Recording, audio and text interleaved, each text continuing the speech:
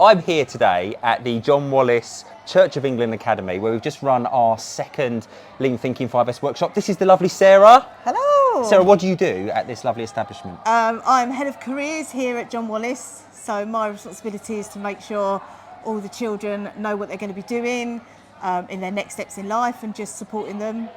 And today we've had the fabulous Matt in for the second time to run the workshop. And it was so good. That team just now were Just amazing. I just can't believe it. The things they were doing outside of the instructions, so the lean thinking that they were doing.